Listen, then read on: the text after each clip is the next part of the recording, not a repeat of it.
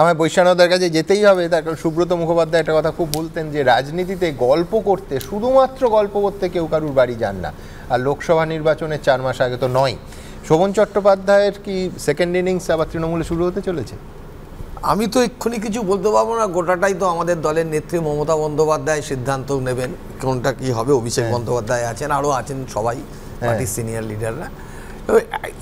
ওনার বাড়িতে যদি কেউ চা খেতে যায় বা ওনার জন্মদিনে কেউ যায়, সেটা থেকে অদ্ভুত ভাষাটা আমি বলছি কুণাল ঘোষ তো রাজ্য সাধারণ সম্পাদকও, মানে এরম নয় শুধু মুখপাত্র, রাজ্য সাধারণ সম্পাদক, তো এমনি এমনি রাজনীতির আলোচনায় নিশ্চয়ই হয়েছে। আমি তো স্পটে ছিলাম না, আমি জানি না কি আলোচনা হয়েছে, কি ইন্টারাকশন হয়েছে, কিন্তু আমি ওনাকে আজকে আমি বলছি যে এটা প্রবলেমটা হলো যে বিজেপির ওরা কাউকে ধরে রাখতে পারে, কাউকে ধরে রাখতে পারে না, সত্যি ধরে রাখতে পারে না, সবাই আস্তে আস্তে চলে এসেছে, সবকিছু ধরে রাখার মতো জিনিস নয়। রত্নাদি ধরে রাখতে পারলেন না, আমরা কি ধরবো? রত্নাদি ধরে রাখতে পারলেন না, খুব সমস্যা, আমরা ধরবো কোথা থেকে বলো? গল্প করতে গেলে আপনাদের একটু দারুণ গল্প যন্ত্রণা লাগে, উল্টো সিস্টেমে গল্প করতে কান না পারলেন। আরে আমার কথা এই হলো কোন গল্প বললে ভালো কথা, এই হলো আচ্ছা এই ভাষা বলে না,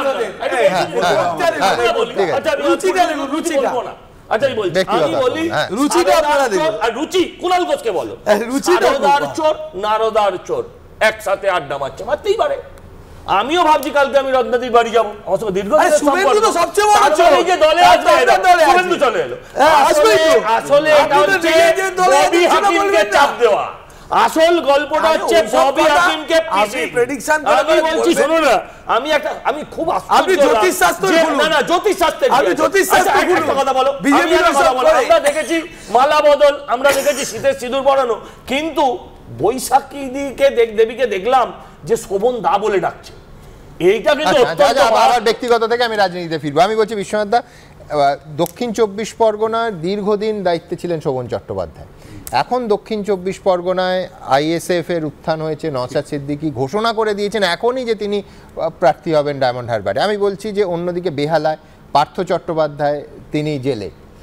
আমি বলছি কোথাও একটা ভয়েড সৃষ্টি হয়েছে, সেইখানে এর পিছনে রাজনীতি দেখছেন, মানে তৃণমূল আবার শোভন চট্টোপাধ্যায়কে ময়দানে নামাবেন, বা শোভন চট্টোপাধ্যায় দ্বিতীয় ইনিংস শুরু হতে চলেছে? প্রথমত আমি মনে করি যে কুণাল ঘোষ নিজের উদ্যোগে গিয়েছেন, আমি বিশ্বাস করি না। মানে কুণাল ঘোষ যে শব্দগুলো ব্যবহার করতেন, সত্যি গ্যাক্সো বেবি ফুলটুসি এই শব্দগুলো তো ব্যবহার করেছেন, মানে এতটাই তীব্র মানে বলা যায় সমালোচনা করতেন, তার কুণাল ঘোষ গেলেন কেন? আমি মনে করি কুণাল ঘোষ কিন্তু রাজনৈতিক কৌশলগত জায়গা থেকেই তাকে পাঠানো হয়েছে, সেটা অভিষেক বন্দ্যোপাধ্যায় থেকে পাঠানো হয়েছে না মমতা বন্দ্যোপাধ্যায় অভিষেক বন্দ্যোপাধ্যায় মিলে পাঠিয়েছে, সেটা নিয়ে বিতর্ক আপনি করতে পারেন, কিন্তু সর্বোচ্চ পর্যায়ের নির্দেশ অনুসারেই যে মুখপাত্র গেছেন এটা নিয়ে আমার কোনো অন্তত সংশয় নেই। দ্বিতীয় যে বিষয়টা সেটা হলো যে নতুন আর পুরনোর যে মানে বিবাদ তৃণমূল কংগ্রেসের মধ্যে চলছে, এই বিবাদের কনটেক্সটে কিন্তু এই ভিজিটটা মানে কুণাল ঘোষের যাওয়াটা খুব গুরুত্বপূর্ণ। কেন বলছেন? শোভন চট্টোপাধ্যায় তো সেই অর্থে প্রবীণ, একেবারে প্রবীণ, মানে অনেক সময় জানেন তো মানে লোহাকে দিয়ে কাটে, তো ফলে ববি মেয়র হিসাবে যে বক্তব্য রাখছে অনেক সময় কার্যত বলা যায় অভিষেক বন্দ্যোপাধ্যায়ের বক্তব্যকে চ্যালেঞ্জ করার মতন জানাচ্ছে। ফলে আমি যদি এবং দুটো পদ নিয়ে আছে মন্ত্রী এবং এক ব্যক্তি এক পদের আমি যদি থিওরি দেখি অভিষেক বন্দ্যোপাধ্যায়, তাহলে শোভনকে যদি মেয়র পদে নিয়ে আসা যায়, কারণ শোভন কলকাতা কর্পোরেশন ভালো চলছে না, শোভন ভালো চালিয়েছিল, এই বক্তব্যটা তো তৃণমূলের থেকে আসে। আমি বলছি একটা মিটিং 4 ফিশ ফ্রাইয়ের পরই এতটা ভাববেন? আমি এতটাই ভাববো, এবং কোনোদিনই ভালো কিছু ভাবতে পারেন না, সবসময় তৃণমূলে যাবে না ভালো ভাবনা নয়, তৃণমূলে যাবে না ভালো ভাবনা নয়, উনি তো উনি আর ধরনের কথা তৃণমূল কত খারাপ হবে রোজ দাঁড়িয়ে দাঁড়িয়ে বলেন তৃণমূল তো বলছে তৃণমূলে সব ভালো, এই হলো রাজনীতি সম্ভাবনা শিল্প। আপনার মনে থাকতে পারে কুণালদা দীর্ঘদিন মানে তৃণমূল থেকে অফ থাকার পরে যেদিন মমতা বন্দ্যোপাধ্যায় সন্ধ্যাবেলায় বাড়ি থেকে ছিল, আমি স্টুডিওতে বলেছিলাম যে কুণাল ঘোষের ইনস্টলেশন মানে নিশ্চিত, এবং কুণাল ঘোষ অন্যতম শক্তি হিসাবে কিন্তু তৃণমূলে দেখা দেবে, সেদিন আমাকেও এইভাবে ব্যঙ্গ করা হয়েছিল। ফলে রাজনীতির সম্ভাবনা শিল্প, এবং আমি মনে করি আপনার সাথে 100% একমত, দক্ষিণ 24 পরগনাটা তালুর মতন চেনে শোভনবাবু, ফলে শোভনবাবুকে যদি এই মুহূর্তে তারা দলে পান, যেহেতু দক্ষিণ 24 পরগনাটা একটা অগোছালো অবস্থা আছে, আমি বলছি যে দল পরিচালনার ক্ষেত্রে কিন্তু একটা গুরুত্বপূর্ণ জেলায় নিতে পারে, ফলে মেয়র পদ এবং দক্ষিণ চব্বিশ পরগনা মানে দল পরিচালনা দুটো জায়গা থেকে কিন্তু তিনি প্রজেক্ট তৃণমূলের ব্যাপারটা আপনি বিশ্লেষণ করে সজল তুমি আমার মধ্যে হাত দিও না, তুই স্টপ করে ঢুকে। আমি কিছুই তো করলাম না, আপনি আগে থেকে বলছেন কেন? আমি কি জ্বালা, কি জ্বালা। আমি বিশ্বনাথের সঙ্গে একটা অংশে আরে হাতটা নামিয়ে বলুন, আপনি তো বলছেন না, তুমি চট করে আরে আঙুল তুলে নিজেই বলে যাচ্ছে। হ্যাঁ বলুন। আমার একটা কথা মনে পড়ছে, মানে কিংলিয়ারে ক্লাউন বলছে কিংলিয়ারকে, কাকে বলছেন? এই না প্লিজ, ক্লাউন বলছে কিংলিয়ার, বৃদ্ধ কিংলিয়ারকে, thou shouldst not have been old, বাংলায় বলুন, আমি অত thou shouldst not have been old till thou hadst been wise। বৃদ্ধ না, বুদ্ধিমান না হওয়া পর্যন্ত তোমার বৃদ্ধ হওয়া উচিত হয়নি, বুদ্ধিমান হলেই বৃদ্ধ তবে বৃদ্ধ হবে। আচ্ছা, তার মানে বুদ্ধিমান লোকের দরকার। আপনার বুদ্ধি হয়েছে দেবনারায়ণ কাকু, আপনি বলুন। আরে একটা প্রফেসর, এটা বিজেপির কালচার, কিছু করার নেই। না, বুদ্ধিমান এইভাবে কথা বলছে, বৃদ্ধ হতে গেলে বুদ্ধিমান হতে হয়। মত কথা হচ্ছে বৃদ্ধ তারাই হবে যারা বুদ্ধিমান, এই কথাটা তাই। তার মানে ইনি যে কথাটা বলছেন ইয়ং অ্যান্ড ওল্ড, তার মানে বুদ্ধিমান লোকে সত্যি তৃণমূল হয় দরকার হতে পারে, সে তার জন্য যে যাচ্ছেন, যেটা উনি দক্ষিণ 24 পরগনা তালির মধ্যে অস্বীকার তো করছেন, এই লোকটার দরকার হতে পারে, তার জন্য যেতে পারে। আমি তো অস্বীকার, ওনার সঙ্গে আমি একমত। মানে এই লোকটা যে বুদ্ধিমান, একটা সময় চালিয়েছেন, যে কোনো কারণে চলে গেছে, সুতরাং এই কথাটা আমি একটা আমি বেশি কথা বলবো না, তুমি বুঝবে। শোভন চ্যাটার্জিকে যখন পিজি হাসপাতালে আনা হয়েছিল, বৈশাখী সেখানে গেলে কুণাল ঘোষ যে মন্তব্য করেছিলেন এবং তার পরিপ্রেক্ষিতে শোভন চ্যাটার্জি কুণালের সম্পর্কে যে মন্তব্য করেছিলেন এবং তারপর কুণাল যেসব কথাগুলো বলেছিলেন, তারপর আজকে আমার বিশ্বাস করতে খুবই অসুবিধা হচ্ছে যখন আপনারা দেখাচ্ছেন যে দৃশ্য। তাহলে কি এদের সৌজন্য, ভদ্রতাবোধ, খারাপ কথা বলার জন্য রাজনীতিতে কি জানেন নজরুলদা, এটা পাল্টাতে থাকে। আমি বলছি যে সোমেন মিত্রের বিরুদ্ধে বিষোদ্গার করে মমতা বন্দ্যোপাধ্যায় তৃণমূল দলটা প্রতিষ্ঠা করেছিলেন, সেই সোমেন মিত্র তৃণমূলে যোগ দেন, এমপি হয়েছিলেন। সুতরাং এটা পাল্টাতে থাকে। সোমেন মিত্র কথা হচ্ছে, আমি হুবহু সেটার আমি বলছি, আমি হুবহু সেটা বাংলা করতে বলবেন না। একটা ইংরেজি প্রবাদ আছে যে বিচিত্র সঙ্গীত জন্ম দেয় রাজনীতি। আমি একটা কথা বলবো সুমনদা, তৃণমূলের পক্ষে বলা বা প্রশংসা করা বৈশ্বনাথ বাবুর বাধ্যবাধকতা হতে পারে, আমার কেন বাধ্য? আপনি প্রতিদিনই সমালোচনা করছেন।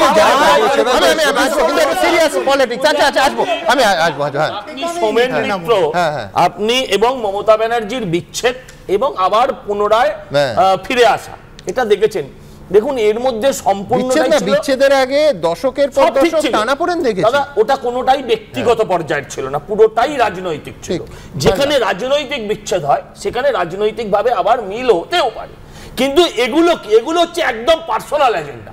এটার ভেতরে বিজেপি নেই, এটার ভেতরে কিছু নেই, এটা পুরো ইনার ফাইট।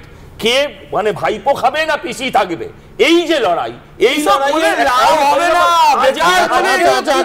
আমি আবার সিরিয়াস পলিটিক্সে ফিরবো। সেটা হচ্ছে যে এই রাজ্যে কংগ্রেস আর তৃণমূলের কাছাকাছি আসা।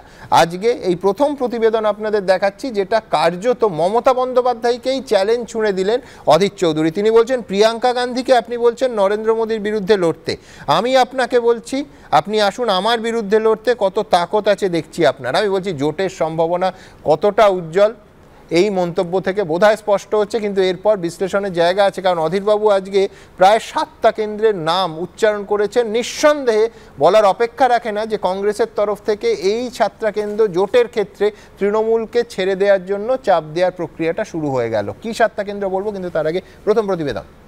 আসুন, আপনি নিজে আসুন।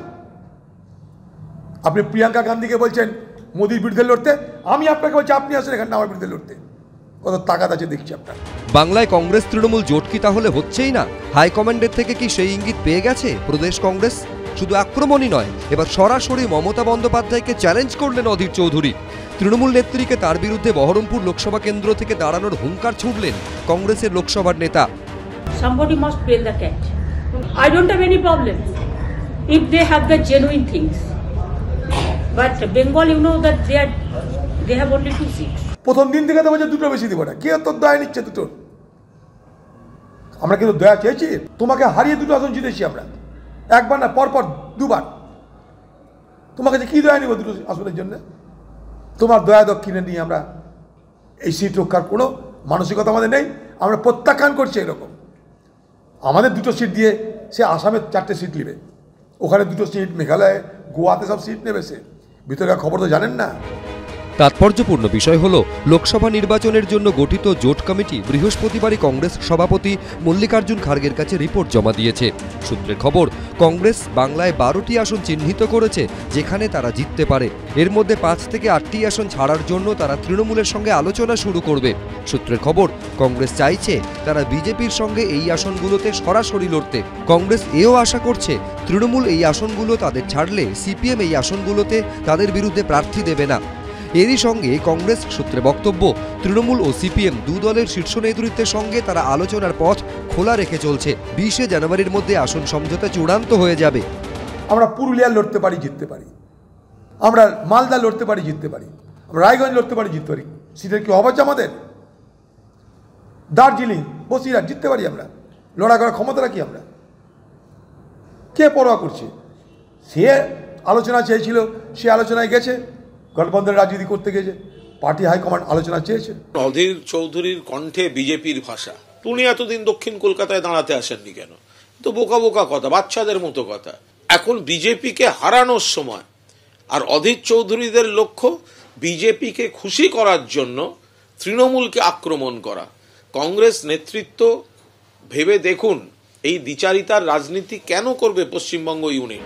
যাদবপুর ও দক্ষিণ কলকাতা মিলিয়ে 7 বার লোকসভার সাংসদ হয়েছেন মমতা বন্দ্যোপাধ্যায়, একবার পরাজিত হয়েছেন। বহরমপুর থেকে লাগাতার 5 বারের সাংসদ অধীর চৌধুরী। এবার সেই অধীর চৌধুরী চ্যালেঞ্জ ছুড়লেন মমতা বন্দ্যোপাধ্যায়কে। সব ওদের আঙুর ফল টকের ঝগড়ার মধ্যে আমরা যেতে চাই না। ওই এতদিন তো বলেনি, যখন আসন নিয়ে একটু এদিক ওদিক হয়েছে তখন। কালকে যখন দিল্লি থেকে আদেশ আসবে, মমতা যা বলবে তাই মাথা নত করিয়া মানিয়া লও, তখন অধীর চৌধুরী মমতার জুতো মাথায় নিয়েও এইখানে প্রসেশন করবে। অতএব সেই কারণে যিনি পরগাছা, তার এত বড় আস্ফালন ভালো নয়। আগেই মমতা বন্দ্যোপাধ্যায় এবং অধীর চৌধুরীর গলায় কার্যত একলা চলার বার্তা শোনা গিয়েছিল। এবার কি তাহলে জোটের সম্ভাবনা পুরোপুরি শেষ? রাজীব চৌধুরী, অর্ণব মুখোপাধ্যায়, এবিপি আনন্দ। আমি যে আসনগুলো অধীর চৌধুরী বলেছেন আরেকবার বলে দিই, পুরুলিয়া, মালদা, আমি দুটোই ধরছি, আলাদা কোন মালদা উত্তর না দক্ষিণ তিনি স্পেসিফাই করেননি। পুরুলিয়া, মালদা, রায়গঞ্জ, দার্জিলিং, বসিরহাট, বহরমপুর, অর্থাৎ 7টা আসন আমি ধরে নিতে পারি। যখন অন ক্যামেরা বলেছেন কংগ্রেস নিঃসন্দেহে দাবি করছে, তার ভেতরে অধীরবাবু এটাও বলছেন তৃণমূলকে হারিয়ে দুবার 2টো আসন পেয়েছি, সুতরাং 7টা আসনের দাবি কংগ্রেস রাখছে। বৈষ্ণবদার কাছে আমার প্রশ্ন, কংগ্রেস পাশাপাশি এটাও ঘোষণা করছে যে 20 জানুয়ারির মধ্যে নাকি গোটা দেশের সমস্ত আসন নিয়ে একটা সমঝোতা হয়ে যাবে সব অন্য রাজনৈতিক দলের সঙ্গে। আমি বলছি আজকে দেখে যা মনে হচ্ছে জোট খোলা তো দূরের কথায়, জোট ভাঙার মুখে। দেখুন, আমরা বিজেপিকে পরাজিত করতে চাই, আর অধীরবাবু যদি বিজেপির হয়ে দালালি করেন সেটা অধীরবাবুর যে লোকসভা আছে না, সেই লোকসভা 7টা বিধানসভাতেই উনি হেরেছেন। মানে হাতি ঘোড়া গেল তল, মশা বলে কত জল। অধীরবাবুর তো নিজের লোকসভার আন্ডারে যে বিধানসভাটা 2021 সেগুলো একটাও জেতেনি। উনি কীভাবে নিজেকে বড় অ্যাসেস দেখাচ্ছেন। আরে নিজে আপনারে বড় বলে বড় সই নয়, লোকে যারে বড় বলে বড় সই হয়। মমতা ব্যানার্জিকে দেশবাসী বড় বলে, আর উনি একটা কুয়োর ব্যাং, উনি জানেন না কিছু। প্রত্যেকেই নিজের রাজনৈতিক দলের শক্তি বাড়াতে চায়, সেটা স্বাভাবিক প্রবণতা জোটে, এবং বিশেষ করে দরাদরির ক্ষেত্রে হার্ড বার্গেন যে কোন জায়গায় যায় ভারতীয় রাজনীতিতে বহু উদাহরণ আছে। সেইভাবেই প্রত্যেকে করতে চায় যে তুমিও বাড়বে আমিও বাড়বো। হ্যাঁ, আমার প্রশ্নটা হচ্ছে মানুষ ভোট দেবেন এই জোটকে দেখে, এবং এই নির্বাচনের অন্যতম বড় ইস্যু যেটা হবে তার নাম হচ্ছে স্থায়ী সরকার। আপনি বলুন, এগুলো দেখার পর এই জোটকে কেউ ভোট দেবে? এই জোটকে কেউ ভোট দেবে না। আপনি এই যে অধীরবাবুর আজকের এই যে রাগ বেরিয়ে আসা, এটা কেন? তার হেডকোয়ার্টার প্রিয়াঙ্কা গান্ধীকে মমতাদি বলেছে যাও তুমি গিয়ে মোদির বিরুদ্ধে লড়ো আর আগুনে ঝাঁপ দাও রাজনৈতিকভাবে, দুটো তো সমান। সেই যে এটাও ব্যঙ্গাত্মক ছিল যে তুমি হিম্মত থাকলে মোদির বিরুদ্ধে লড়ো, তাই উনি কিছু কথা না পেয়ে উনি বলছেন তুমি আমার বিরুদ্ধে লড়ো। কিন্তু এখানে কংগ্রেসের প্রতিনিধি থাকলে বলতেন যে আপনাদের ট্রোজান হর্স হচ্ছে তৃণমূল কংগ্রেস। না না, সে কংগ্রেসের প্রতিনিধি, এই কথা রাজ্য কংগ্রেসের সব প্রতিনিধি অন্তত সপ্তাহে 4 বার করে বলেন।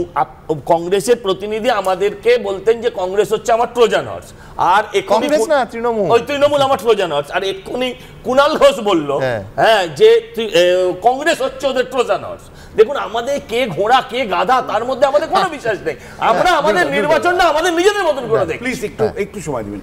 সেটা হলো যে কংগ্রেসের 3টে অবস্থান পশ্চিমবাংলার প্রদেশ কংগ্রেসের আছে। একটা হলো শর্ট টার্ম ন্যাশনাল পলিটিক্সের কনটেক্সটে তৃণমূলের সাথে অ্যালায়েন্সে গেলে লাভ তার জাতীয় স্তরের কনটেক্সটে, কিন্তু যদি লং টার্ম আপনি আমায় বলেন তাহলে তৃণমূল এবং কংগ্রেসের সম্পর্কটা কিন্তু বাস্তানুপাতিক সম্পর্ক। এই যে 12 বছর ধরে তৃণমূল বাড়লে একটা কম, একদম তৃণমূল যে 12 বছর ধরে শাসন করছে তার বিরুদ্ধে ক্ষোভ বিক্ষোভ তৈরি হচ্ছে ইত্যাদি ইস্যুগুলো। এবার তৃণমূল থেকে সরাসরি বিজেপি করবে না বহু মানুষ, কারণ বিশেষ করে মাইনরিটি কমিউনিটির সংখ্যালঘু 35% মানুষ। ফলে এই মানুষগুলো কিন্তু তার কাছে বিকল্প কিন্তু কংগ্রেস দল। ফলে দীর্ঘমেয়াদী যদি কংগ্রেসের জায়গা থেকে দেখেন তাহলে 294টা আসনেই তাদের প্রতিদ্বন্দ্বিতা করা উচিত বিধানসভার ক্ষেত্রে, আর লোকসভার ক্ষেত্রে 42টা আসনেই প্রতিদ্বন্দ্বিতা করা লং টার্ম কনটেক্সটে। কারণ তৃণমূল কংগ্রেস যখন ভাঙবে তখন কংগ্রেসই মানে একটা বিকল্প শক্তি হিসাবে কিন্তু গড়ে উঠবে রাজ্যে। ভাঙবে না যেমন করে কংগ্রেসকে ভেঙে কিন্তু তৃণমূল কংগ্রেস শক্তি অর্জন করে। আপনি অ্যাডভাইজার নাকি? একটু 8ই নভেম্বর 2017 আবার আঙুল তুলে রেখেছে, নামিয়ে বলেন না। টাইমস অফ ইন্ডিয়া লিখছে 8ই November 2017 Adhir Chowdhury meets Yogi Adityanath fuels Bengal বাজ। তার মানে অধীর চৌধুরী তখন বলা হচ্ছিল অধীর এইমাত্র চলে গেল, উনি জায়গাটা ঠিক রেখেছেন। এটা হচ্ছে অন্য কিছু না, বিজেপিকে সাহায্য করা। বিজেপির এই যে কথাটা অধীর চৌধুরী বিজেপির তাস হিসেবে, হ্যাঁ বিজেপির এজেন্ট। দেবনন্দা আপনাকে ভুললে চলবে না, এর পরে লোকসভার নেতা হয়েছেন অধীর চৌধুরী, প্রদেশ কংগ্রেসের সভাপতি হয়েছেন অধীর চৌধুরী, কংগ্রেস ওয়ার্কিং কমিটির মেম্বার হয়েছেন অধীর চৌধুরী। আবার যোগী আদিত্যনাথ অধীর চৌধুরী না, ওটা পরে বলছি। তাহলে কংগ্রেস দল বিশ্বাস করে আপনি করছেন না। নিজের জন্য দুই কংগ্রেসের একটা বড় অংশ অধীর দেখবেন 8ই নভেম্বর আরো 3-4টা আমাদের দলের লোকেরাই মানে। আরো ব্যক্তিগত হওয়ার আগে আমি পরের প্রতিবেদন রাখবো। পরের প্রতিবেদন কিন্তু কংগ্রেসের দিক থেকে আহ্বান। কেন আহ্বান? ভারত জোড়ো যাত্রার দ্বিতীয় পর্ব, আমরা জানি ভারত জোড়ো ন্যায় যাত্রা নাম দেওয়া হয়েছে তার। বিরোধী সমস্ত সদস্যকে কংগ্রেস আমন্ত্রণ জানিয়েছে। বাংলার শাসক দল তৃণমূল কংগ্রেসের কাছেও আমন্ত্রণ আসছে। আপনারা যোগ দেবেন? সিদ্ধান্ত নেবেন, আমাদের দলের সর্বোচ্চ নেতৃত্ব আছে, তারা সিদ্ধান্ত নেবে। দেখুন, আমরা চাই রাজনৈতিক সত্তা নেই যে হ্যাঁ উচিত বা উচিত নয়, চাকর নয় তো কর্মচারী। আপনাদের তো সুকান্ত আর শুভেন্দু আর সিদ্ধান্ত, আমাদের দলে একটা ডিসিশন টেকিং অথরিটি আছে, ওরকম ভাবে বলা যায় না। আর অদ্ভুত প্রবলেমটা, আপনাদের প্রবলেমটা কি জানেন তো? আপনাদের প্রবলেমটা হলো যে আপনারা সিপিএম আর কংগ্রেসের সঙ্গে হাত মিলিয়ে অনেক রকম কথা বলেন। হ্যাঁ নিশ্চয়ই, তো আপনারাও যা বলেন অধীরও তাই বলে। আচ্ছা, হাত জোড়ার কথা হচ্ছে ভারত জোড়ো ন্যায় যাত্রা জোড়ার জন্য রাহুল গান্ধী এবার সম্পূর্ণ অন্য রুট থেকে সেইটার আমন্ত্রণ পত্র সমস্ত ইন্ডিয়া জোটের যারা শরিক আছে তাদের কাছে আসবে, তৃণমূল কংগ্রেসের কাছেও আসবে। পরের প্রতিবেদন। ইন্ডিয়া জোট সারা ভারতবর্ষে থাকবে আর বাংলায় তৃণমূল কংগ্রেস লড়াই করবে। মনে রাখবেন, বাংলায় তৃণমূল কংগ্রেসই বিজেপিকে শিক্ষা দিতে পারে, সারা ভারতবর্ষকে পথ দেখাতে পারে, অন্য কোনো পার্টি নয়। পশ্চিমবঙ্গে কংগ্রেসের হারানো কিছু নেই। ওপেন চ্যালেঞ্জ করেছি, বহরমপুরে তো হারাবে বলছে, মালদায় হারাবে বলছে। ওপেন চ্যালেঞ্জ করেছি মমতা ব্যানার্জির দলকে, যে কোনো মামুকে এখানে পাঠিয়ে দাও, যদি হারাতে পারো রাজনীতি করা ছেড়ে দেবো। বাংলায় কংগ্রেসের সঙ্গে তৃণমূলের জোটের সম্ভাবনা কি ক্ষীণ? তাই কি দুপক্ষের মধ্যে এখন প্রবল বাগযুদ্ধ?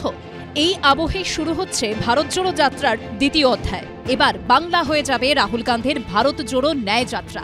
2024-এর লোকসভা ভোটের আগে ফের পথে নামছেন রাহুল গান্ধী। 22শে জানুয়ারি অযোধ্যায় রাম মন্দিরের উদ্বোধন করবেন নরেন্দ্র মোদী। তার এক সপ্তাহ আগে 14ই জানুয়ারি থেকে শুরু হচ্ছে রাহুল গান্ধীর ভারত জোড়ো ন্যায় যাত্রা। ভারত জোড়ো যাত্রায় 12টি রাজ্য এবং 2টি কেন্দ্রশাসিত অঞ্চল পায়ে হেঁটে পেরিয়েছিলেন রাহুল গান্ধী। ভারত জোড়ো ন্যায় যাত্রা যাবে 14টি রাজ্যের ওপর দিয়ে। ভারত জোড়ো যাত্রায় 136 দিনে রাহুল গান্ধী হেঁটেছিলেন 4000 কিলোমিটারের বেশি পথ। আর ভারত জোড়ো যাত্রার এই দ্বিতীয় পর্যায়ে 67 দিনে তিনি পেরোবেন 6714 কিলোমিটার পথ। অর্থাৎ 2 দফায় প্রায় 11,000 কিলোমিটার পথ পাড়ি দেবেন রাহুল গান্ধী। মণিপুর থেকে শুরু হয়ে 2 দফায় 5 দিন ধরে বাংলার 7টি জেলার 523 কিলোমিটার রাস্তা দিয়ে যাবে রাহুলের ভারত জোড়ো ন্যায় যাত্রা। প্রথমবার কোচবিহার শিলিগুড়ি হয়ে বিহারে প্রবেশ করবে, তারপর বিহার থেকে অধীরের খাস তালুক মুর্শিদাবাদ হয়ে ঝাড়খণ্ডে যাবে ভারত জোড়ো ন্যায় যাত্রা। এই যাত্রাপথে বিরোধীদের জোট ইন্ডিয়ার সব সদস্যকে আমন্ত্রণ করেছে কংগ্রেস। पश्चिम बंगाल में 523 किलोमीटर यात्रा होगा। 5 दिन हम रहेंगे पश्चिम बंगाल में और 7 जिले कवर होंगे। यात्रा के दौरान रोज 2 भाषण होंगे। राहुल जी अलग अलग जगहों में छोटे छोटे समूहों को संबोधित करेंगे। निमंत्रण इंडिया पार्टी के सारे नेताओं को हम दे रहे हैं, हमारे नेता भी उनसे बात करेंगे। কিন্তু বাংলায় আবার অধীর চৌধুরীর সুর চড়া। কংগ্রেসকে আপনার প্রয়োজন, মনে রাখবেন মমতা ব্যানার্জি, বাঁচতে গেলে আপনার প্রয়োজন হবে কংগ্রেসকে। মিডে নেবেন আমার ভবিষ্যৎ কথা। এখানেই প্রশ্ন উঠছে, ভারত জোড়ো ন্যায় যাত্রায় কি অংশ নেবে তৃণমূল? রাহুল গান্ধীর সঙ্গে পা মেলাবে বাংলার শাসক দলের নেতারা? রাজ্য কংগ্রেস সভাপতি তার নিজের লোকসভা কেন্দ্রে 7টা বিধানসভা কেন্দ্রে একটাতেও বিধানসভা নির্বাচনে নিজের দলকে জেতাতে পারেননি। সেই জিনিসটা মাথায় রেখে বাংলা কংগ্রেসের অন্তত মন্তব্য করা উচিত। এই বাংলার কংগ্রেস ইন্ডিয়া অ্যালায়েন্সের যে বেসিক লক্ষ্য তার বিরুদ্ধে গিয়ে এখানে বিজেপির যে মূল বিরোধী শক্তি তৃণমূল তাকে দুর্বল করার খেলায় নেমেছে। লোকসভা ভোটকে পাখির চোখ করে আগামী রবিবার সিপিএম এর যুব সংগঠন ডিওয়াইএফআই এর ডাকে ব্রিগেডে সমাবেশ। তার ঠিক পরের রবিবার উত্তর পূর্বের হিংসা বিধ্বস্ত মণিপুর থেকে ভারত জোড়ো ন্যায় যাত্রা শুরু করবেন রাহুল গান্ধী। 20 মার্চ তা শেষ হবে মহারাষ্ট্রে। বিজেন্দ্র সিংহ ও আশাবুল হোসেনের রিপোর্ট, এবিপি আনন্দ। বিধায়ক মনোরঞ্জন ব্যাপারী আর তৃণমূল যুবনেত্রী রুনা খাতুনের মধ্যে বলাগড়ে যে তাল ঠোকাঠুকি চলছে তাতে বিশ্বাস করুন কোনো পক্ষেরই বিন্দুমাত্র মনোরঞ্জন হচ্ছে না। সেই খাতায় এবার যোগ হলো নতুন তরজা। একদিকে বিধায়কের অফিস ভাঙচুরের অভিযোগ উঠল যুবনেত্রী ও তার সহযোগীদের বিরুদ্ধে, অন্যদিকে যুবনেত্রীকেই সোশ্যাল মিডিয়ায় চূড়ান্ত অশ্লীল ভাষায় আক্রমণ করে বসলেন বিধায়ক, যার বিরুদ্ধে শটান পুলিশের কাছে অভিযোগ জানালেন নেত্রী। এই তরজাকে অধীর চৌধুরী বলছেন দৈত্যকুলের সংঘাত। কটাক্ষ করতে ছাড়েননি দিলীপ ঘোষও। দেখুন।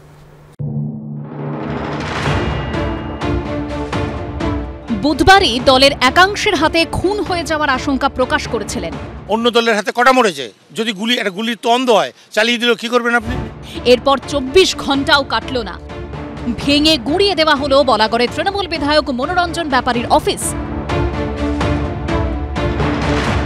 হামলা চালানো হয় তৃণমূল বিধায়ক ঘনিষ্ঠ তৃণমূল পঞ্চায়েত সদস্যের বাড়িতেও। আর এ নিয়ে সরাসরি যুব তৃণমূলের রাজ্য সম্পাদক, হুগলি জেলা পরিষদের তৃণমূলের সদস্য রুনা খাতুন এবং তার স্বামী হুগলির খামারগাছি গ্রাম পঞ্চায়েতের তৃণমূলের উপপ্রধান অরিজিৎ দাসের বিরুদ্ধে অভিযোগ তুলেছেন মনোরঞ্জন।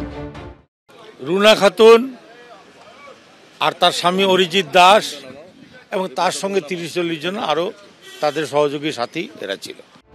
সোশ্যাল মিডিয়ায় তৃণমূল বিধায়ক মনোরঞ্জন লিখেছেন, বলেছিলাম আমার উপর হামলা হতে পারে, আমাকে সামনে পেলে হয়তো খুন করে দিত।